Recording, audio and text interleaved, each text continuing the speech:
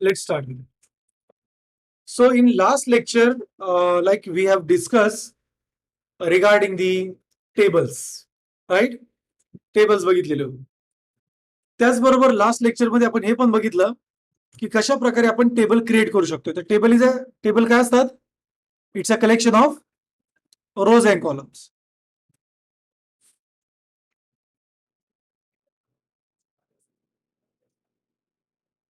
Yes, basically a table is a collection of row and column. तर त्यांचा use कशासाठी होतो? एक स्ट्रक्चर किंवा मला सपोज एकापेक्षा जास्त डेटा जर ऍड करायचा आहे, शो करायचा आहे युजर, त्यासाठी आपण टेबल यूज करतो, right? So that was the part in the last lecture. So आजच्या लेक्चरमध्ये आपण त्याच पार्टला पुढे वर्कआउट करणार आहे आणि त्याचसोबत आपण नवीन कन्सेप्ट शिकणार आहे, तो म्हणजे फॉर्म्स. ओके, आता हे दोन्ही कन्सेप्ट शिकण्याच्या आधी मी तुम्हाला काही एलिमेंटचे नावं सांगतो, ते तुमच्या नोटबुकमध्ये मेन्शन करा. ओके, तर सर्वात पहिला आपण कॉन्सेप्ट बघितला होता टायपोग्राफी. कोणता कॉन्सेप्ट बघितला होता? टायपोग्राफी. टायपोग्राफीमध्ये आपण हे बघितलं that what exactly the H1 element is heading elements H1 to H6. त्यानंतर आपण पॅरेग्राफ एलिमेंट बघितला होता. त्याचबरोबर आपण हे पण बघितलं होतं that what exactly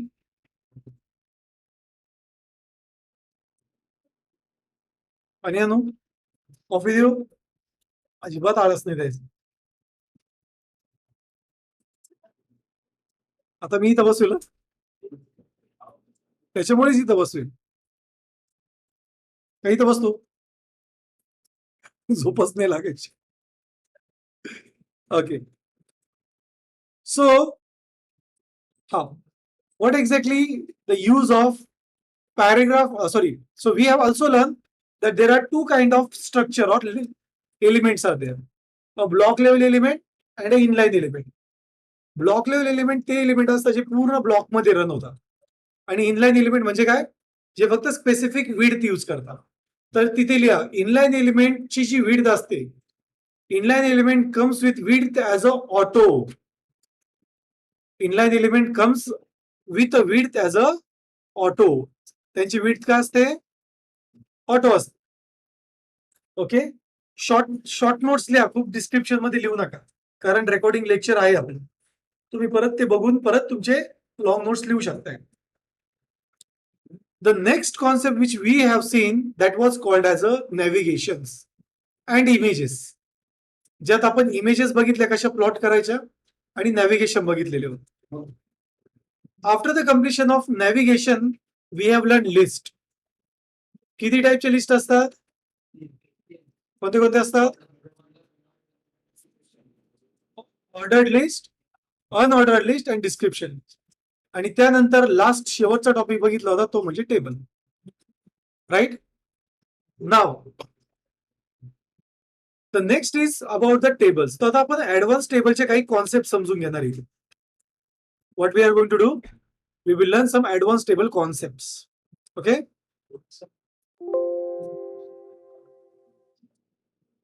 so just I will say code drift, and here we will go with more lectures. आणि इथे मी टेबल क्रिएट करेल. Sorry, just I will open code with VS. आता एक नवीन टेबल आपण क्रिएट करूया. ओके, आणि Google वरती एक टेबल सर्च पण करूया, जो आपला एक रॅन्डम टेबल असेल. सो कोणता पण टेबल आपण सर्च करू रॅन्डम मध्ये आणि त्याला डिझाईन करूया. So here I will say HTML tables. Okay, and just I will click on images. तर इथे इमेजेस वरती क्लिक केल्यानंतर आपल्याकडे खूप सारे इमेजेस आहेत. तर यापैकी हा टाइम टेबल मी डिझाईन करणार. What we are going to design? Time table. तुम्ही मला कोणता पण सांगू शकता, मी तो एक्सप्लेन करू शकतो. ऍव्हरेज वाला, सेमिनार वाला. ओके, या सेमिनार मध्ये एक छोटासा ग्लिचिट आहे या इमेज मध्ये. तो ग्लिचिट असा आहे की हा एक नेस्टेड टेबलचा टेबल आहे. हा टेबल स्पॅनिंगचा टेबल नाही, नेस्टेड टेबलचा टेबल आहे. का बरं मी असं म्हणतोय? इथे बघा, किती कॉलम्स आहे, किती रोज येते बघा, 1 2 and 3. इथे बघा काय होत आहे, एक तर ही लाईन वरती हवी होती किंवा ही लाईन खाली हवी होती. हा ग्लिचिटचा टेबल आहे. तर हा शिकू का दुसरा शिकू, हाच करू. पण हा ग्लिचिट आपल्याला काढावा लागेल, तर मी पेंट मध्ये ते चेंज करेल. Okay, so what we will do, just I will say print screen. Here I will open the paint. कारण तो ग्लिचिट काढला नाही तर तुम्हाला तुम्ही कन्फ्यूज व्हाल. I will paste it and here I will remove that glitchit.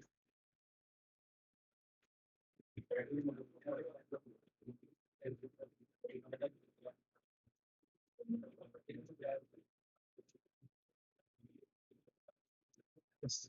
This is how our table will look like.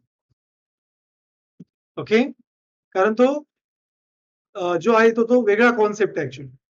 Nested table ते आपण बघणार नाही, तो नेस्टेड टेबल, कारण तो खूप कॉम्प्लेक्स कॉन्सेप्ट आहे आणि तो तेव्हाच यूज होतो जेव्हा तुम्ही ईमेल डिझाईन शिकता.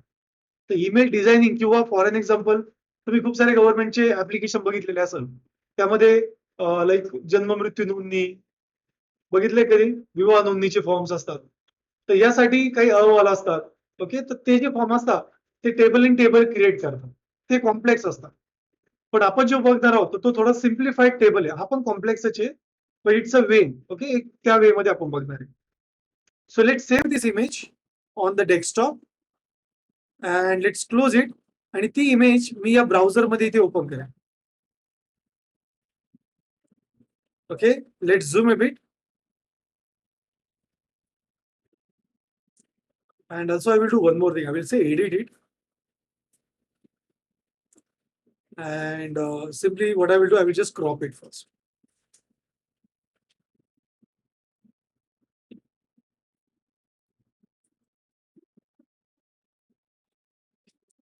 आणि आता आपण ती इमेज ब्राउझर मध्ये ओपन करूया.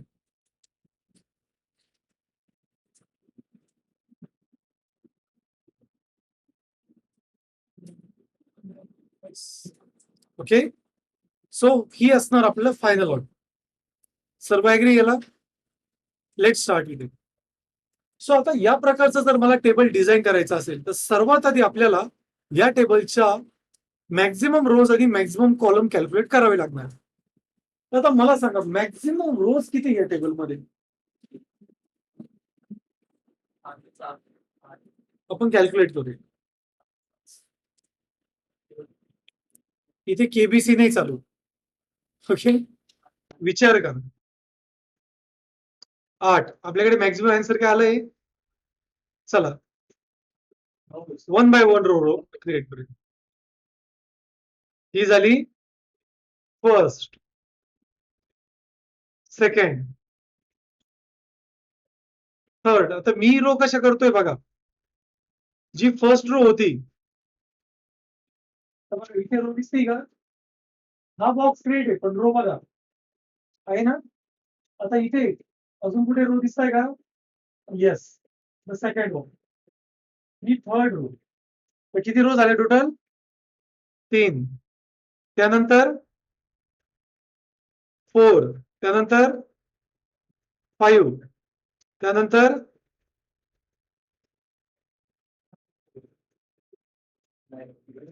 8 आणि 9. टोटल रोज किती आहे, 9. पुढे लिहून ठेवा. आता मला सांगा मॅक्झिमम कॉलम किती.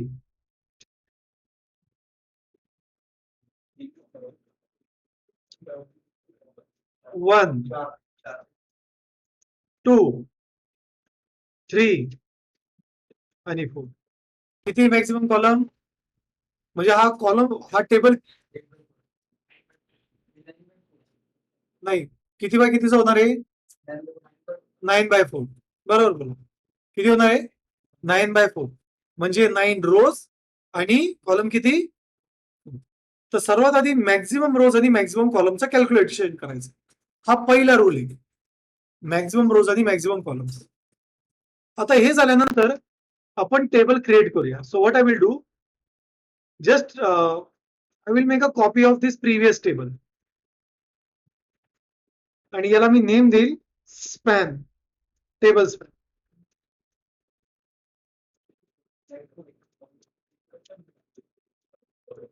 table span.html.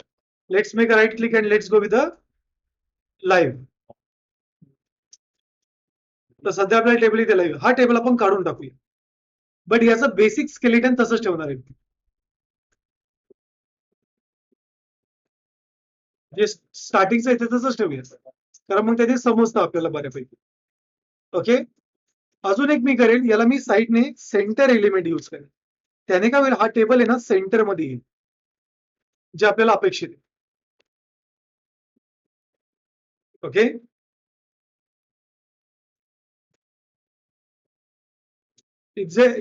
या पॉइंट पर्यंत क्लिअर आहे, राईट? नेक्स्ट, आता मला सांगा, या टेबलमध्ये हेडर्सच्या रोज किती आहे?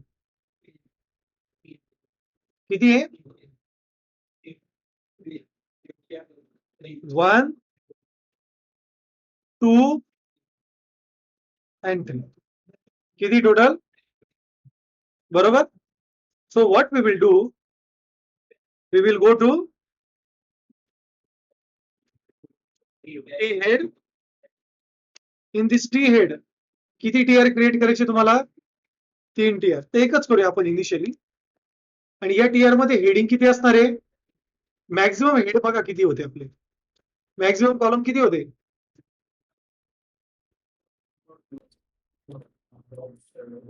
मॅक्झिमम कॉलम किती आहे? हा, तर एका रो मध्ये मॅक्झिमम कॉलम किती क्रिएट करायचे?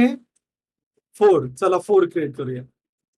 TH 1, 2,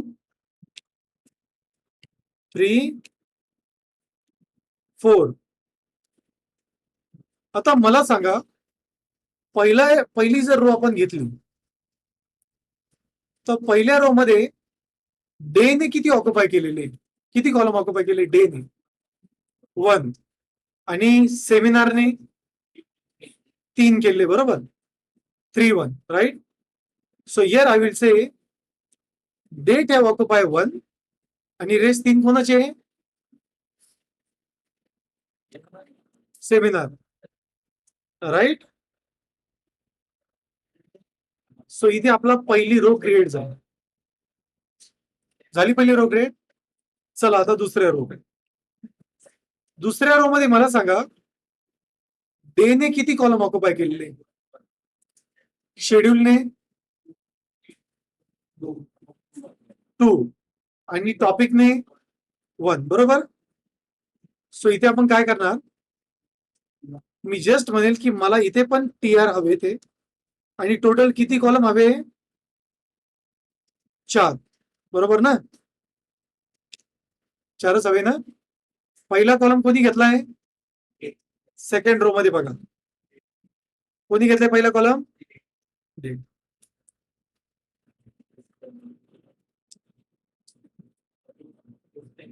कोणी घेतलाय पहिला column? Date. So let's say date. दुसरा कॉलम कोणी घेतलाय? दुसरा आणि तिसरा शेड्यूल. सो मी म्हणेल schedule and this one also will be schedule. आणि शेवटचा कोणी घेतलाय? टॉपिक. तिसरा रो क्रिएट झाला का चेक करूया. सेकंड रो क्रिएट झाला. चला आता थर्ड रो. सो थर्ड रोला परत मी म्हणेल TR is having TH multiply by 4. आता मला इथे सांगा, लेट्स डिलीट दिस. पहिला कॉलम कोणी घेतलाय? Day. So let's create a day. Day होता ना, मी डेट लिहिले वाटतं.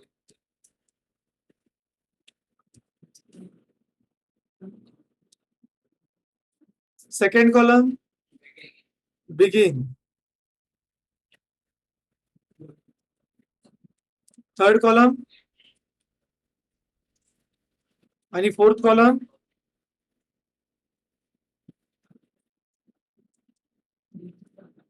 इथेच तुमच्या जो हेडरचा पार्ट होता तो संपला.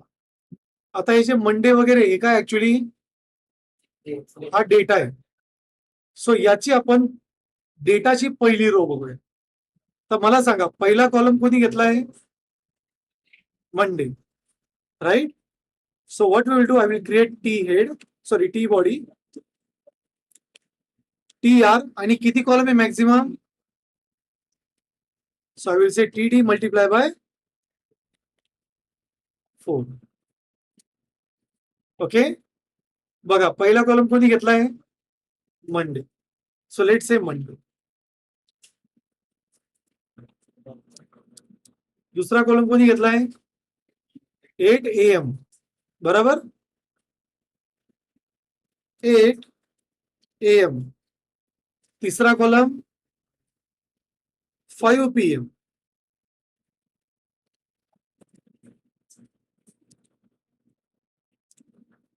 आणि last column introduction to XML.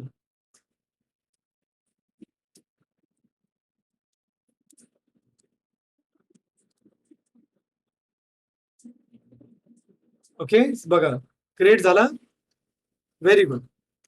आता जर तुम्ही नीट ऑब्झर्व केलं तर तुम्हाला जो नेक्स्ट कॉलम आहे, हा कॉलम, हा नियर अबाउट याच्या वरच्या कॉलम सारखाच आहे.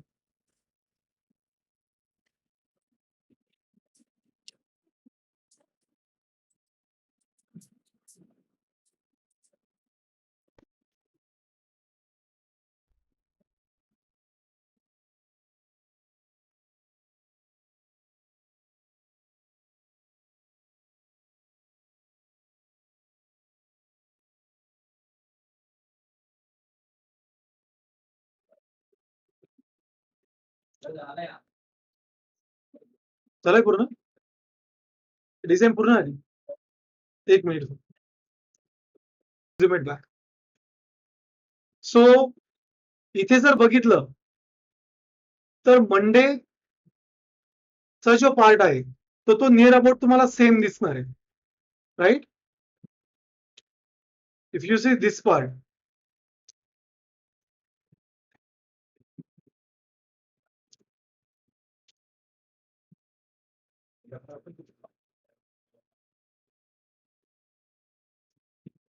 ओके. सो तुम्ही जर हा पार्ट जर बघितला केअरफुली तर बघा फर्स्ट रो आणि second row near about same आहे. फक्त फरक काय त्यामध्ये? काय फरक वाटतो आपल्याला त्या दोन रो मध्ये? लास्ट कॉलम मध्ये चेंज आहे, राईट? बरोबर. Validity, DTD and relax NG हा जो टेक्स्ट आहे म्हणजे त्या लास्ट कॉलम मधला तो एक फक्त रोचा पार्ट चेंज आहे. So what we can do, we can copy it, paste it आणि फक्त लास्ट कॉलम चेंज करायचा आपण. काय तो last column? Validity,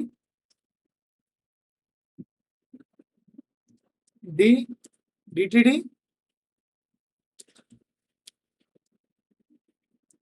and relax NG.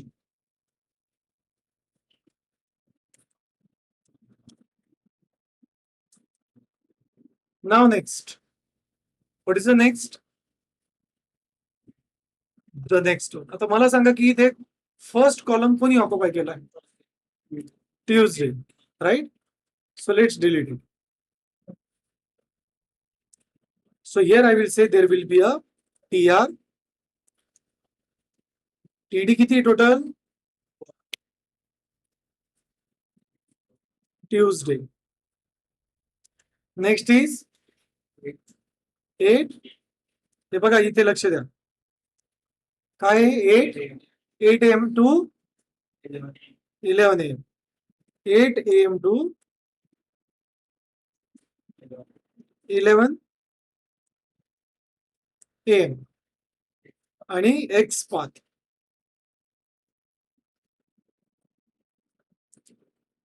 Now, if you see carefully, one more part. Now let's do the next one. तर या next रोला common काय आहे? बघा फर्स्ट कॉलम कोणी ऑक्युपाय केला आहे? ट्यूजडेने, right? So let's say there will be a TR having TD as multiply by 4. Tuesday time 11 AM to 2 p.m. 11 a.m. to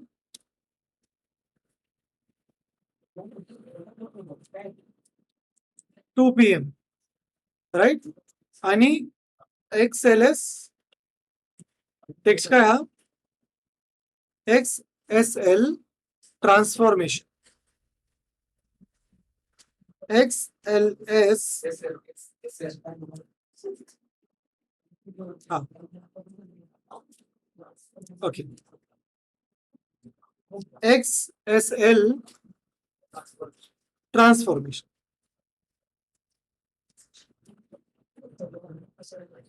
Okay, let's go to the next year.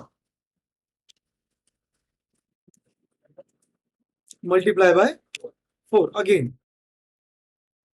इथे लक्ष द्या. This one first column कोणी occupy केला आहे? Very good. Tuesday, again Tuesday. Next 2 p.m. आणि 2 p.m. and then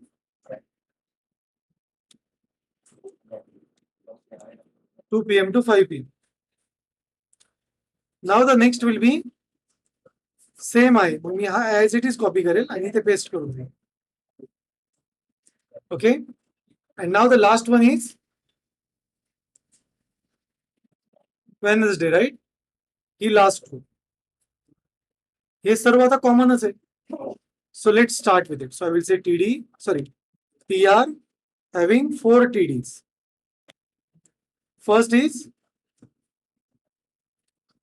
Wednesday.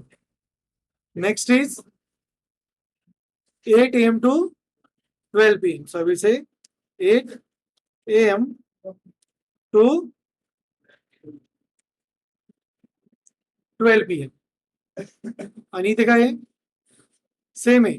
XSL formatting object. So just I will say XSL formatting object.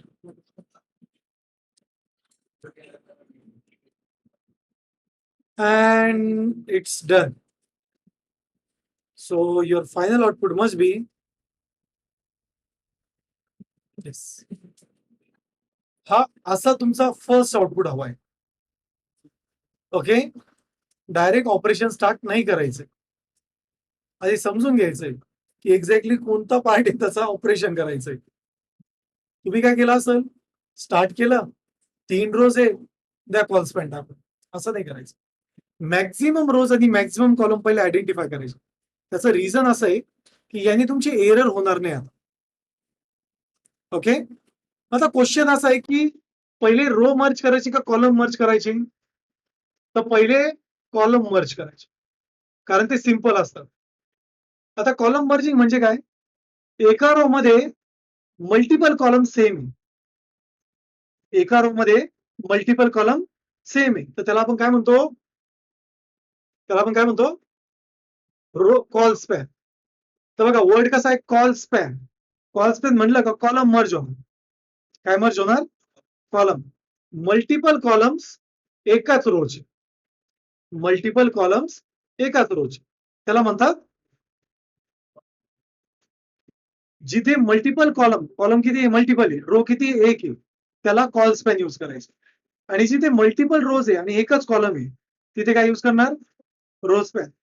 तर हे multiple word कोणासोबत हे विचार करायचं. रो सोबत असेल तर रो स्पॅन आणि कॉलम सोबत असेल तर कॉल स्पॅन. आणि हे असंच असतं की एकच रो स्पॅन किंवा एकच कॉल स्पॅन असतं. असं मिक्स नसतं की इकडे 3 रो स्पॅन आणि त्यालाच 3 कॉल स्पॅन, असं नसतं.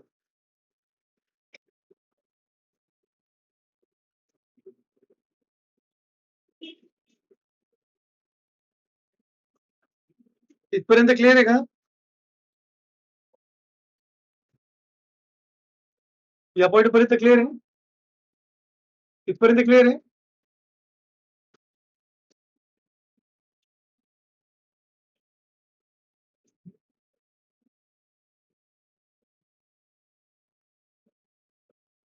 CSS वाले मेंबर ग्रुप वरती मी एक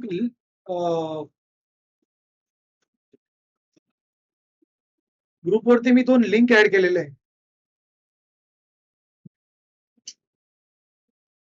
जस्ट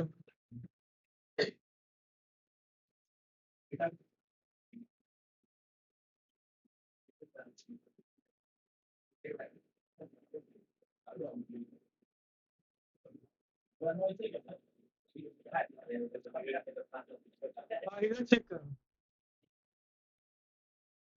मोबाईल वरती एकदा बघा. सॉरी, लॅपटॉप वरती एकदा चेक. मी UI बघितलं नाहीये, जस्ट चेक करा. ओके, आता मग आपण काय करणार, पहिले काय मर्ज करणार, कॉलम्स, म्हणजे 1 बाय 1 रो अनालिसिस करणार. आता मला सांगा, फर्स्ट रो मध्ये किती कॉलम मर्ज करायचे, किती कॉलम मर्ज करायचे, त्याच रो मधले 3 कॉलम, बरोबर. Seminar seminar seminar. सो इथे मी सर्व स्टार्टिंगला वरती येणार आणि जो पहिला सेमिनार आहे तिथे म्हणणार कॉल्स, किती कॉलम्स आहे आणि त्याच्यानंतरचे जे कॉलम्स आहेत त्यांना मी कमिट करणार किंवा तुम्ही डिलीट पण करू शकता. झाला स्पॅन. सेकंड रो मध्ये आहे का मर्जिंग, नाही. थर्ड रो मध्ये मर्जिंग आहे, सेकंड रो मध्ये मर्जिंग आहे का, आहे. 2 शेड्यूल आहे. सो आपण सेकंड रो मध्ये जाणार, जिथे फर्स्ट शेड्यूल आहे तिथे मी म्हणणार call span 4, sorry call span किती शेड्यूल 2. हा जो बॉटमचा आहे त्याला कमिट करणार, सेव्ह इट. आता सांगा थर्ड रो मध्ये आहे का मर्जिंग, फोर्थ मध्ये, फिफ्थ मध्ये, 6, 7, 8, 9 मर्जिंग आहे का, रोज कॉलम मर्ज आहे का कुठे, चेक करा. मर्जिंग आहे का कुठे, नाहीये. म्हणजे आपलं कॉलम स्पॅन झाला. आता काय बघा, पहिला कॉलम बघा, पहिल्या कॉलम मध्ये काय सिमिलर दिसतंय तुम्हाला, हा डे बघा. किती रो मध्ये हा डे सिमिलर आहे, 3. तर याचा पहिला डे टार्गेट करायचा, पहिल्या रोज, आणि त्याला काय म्हणायचं, रो स्पॅन. किती डेज आहे टोटल, 3. मग आता बघा, हा झाला पहिला डे, त्याच्यानंतरचा दुसऱ्या रोचा डे, तिसऱ्या रोचा day, save it and you will see there merge. Monday किती आहे टोटल बघा. आता अजून आता पहिल्या कॉलम मध्ये अजून काही मर्जिंग आहे का, मंडे आहे ना, किती टोटल 2. सो इथे मंडे कुठे जाणार, त्याला इथे मी म्हणेल रो स्पॅन. किती मंडे टोटल, किती आहे 2. सो इथे मी म्हणेल 2, आणि याच्या नंतरचा जी रो आहे त्याचा मंडे मी कमिट करेल. Save it and check it. अजून आहे का काही मर्जिंगचं, ट्यूजडे किती आहे 3. तर फर्स्ट ट्यूजडे कडे जाणार आपण, तिथे म्हणणार रो स्पॅन, किती ट्यूजडे टोटल, मग 3 म्हणणार. त्याच्या सेकंडला कमिट आणि थर्डला पण कमिट करणार, save it, it works. Second column मध्ये मर्जिंग आहे का पुढे, आउटपुट मध्ये बघा 8 AM, बरोबर, मंडेचं 8 AM. आता 8 AM किती टोटल इथे 3 आहे, पण आपल्याला मर्ज किती करायचे. सो सर्वात स्टार्टिंगचा जो 8 AM आहे तिथे जाऊया, मंडे ज्याची स्टार्टिंग, आणि इथे मी काय म्हणेल रो स्पॅन किती आहे टोटल 2. मग याच्या नंतरचा फक्त एकच कमिट करायचं, save it and run it. अजून आहे का काही मर्जिंग, पहिल्या कॉलम, दुसऱ्या कॉलम मध्ये, तिसऱ्या कॉलम मध्ये आहे का कुठे, 5 PM. मग सिमिलर स्ट्रक्चर आहे, राईट. इथे पण मी म्हणणार रो स्पॅन 2, आणि त्याच्या नंतरचा जो 5 PM त्याला मी कमिट करणार.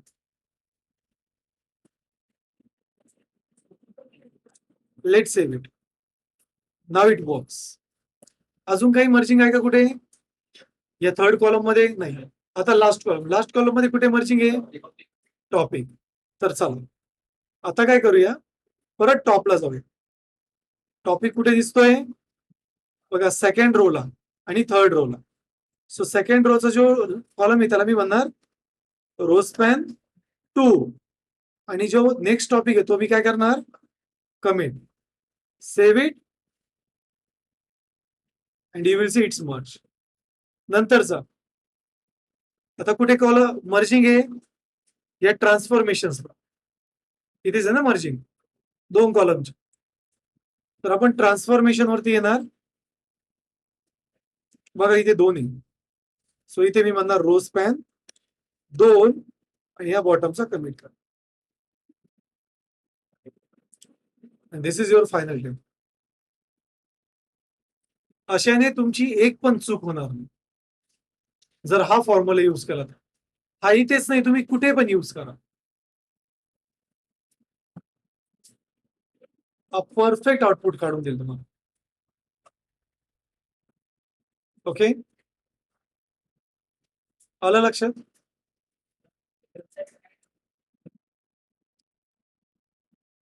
सो एकदा ट्राय करून बघता, ट्राय करून बघ.